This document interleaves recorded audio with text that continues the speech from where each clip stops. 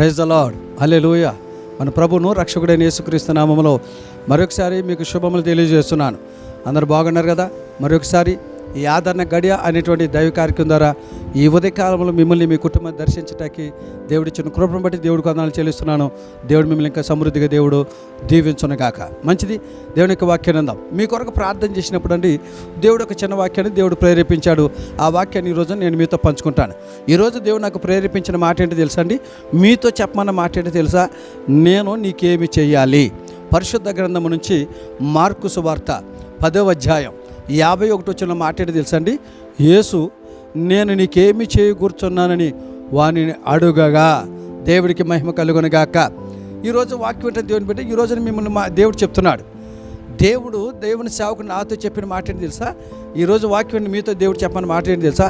వారికి ఏమి కావాలో అడుగు, నేను వారి జీవితంలో నేను చేస్తాను. నేను నీకేమి చెయ్యాలి. ఈ రోజున మీరు ఏ అవసరతలు ఉన్నారో దేవుడు ఖచ్చితంగా చెప్తున్నాడు. నేను మీకేం చేయాలి, మీకు ఏం కావాలో దేవుడికి చెప్పండి. మీకు ఏమి దేవుడు చేయాలని ఆశ కలిగి భయపడకుండా ధైర్యంగా ఆయనకి చెప్పండి. ఖచ్చితంగా మీరు అడిగినవన్నీ దేవుడు మీకు చేస్తాడు.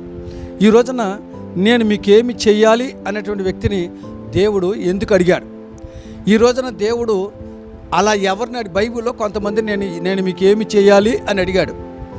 వారు ఏం చేస్తే దేవుడు ఆ మాట అడిగాడో ఈ రోజున దేవుడు అదే క్వశ్చన్ మనం ఇవ్వాలంటే, నా కుమారుడా నేను నీకేం చేయాలి, నా కుమార్తె నేను నీకేం చేయాలి, అమ్మా నేను నీకేం చేయాలి, అమ్మా నువ్వు నా గురించి నా దగ్గర ఏం కోరుకుంటున్నావు అని నిన్ను అడగాలని నువ్వు ఆశ కలిగి ఉన్నావా?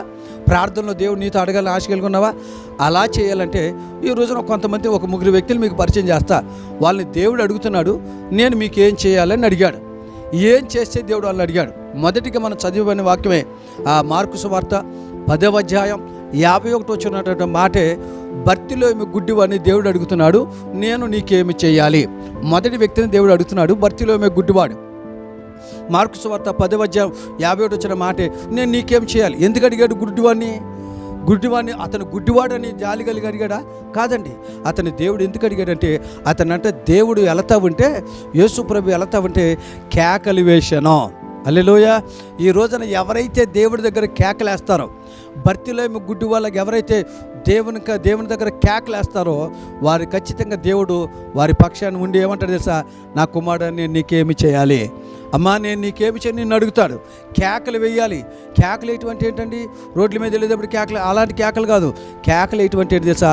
ఎవరైతే ప్రార్థన చేస్తారో వారు ఖచ్చితంగా దేవుడు నీకేమి చేయాలని ఈ రోజు ఈ పగటి కాలస దేవుడు నిన్ను అడగబోతున్నాడు. రెండవది, దేవుడు ఇంకొక ఆమెను అడిగాడు, ఒక సేవకుడు అడిగాడు. ఏమని అడిగాడు తెలుసా అండి? దేవునికి మహిమ కలుగునుగాక. హల్లెలూయా. దేవుని బిడ్డలు గమనించండి.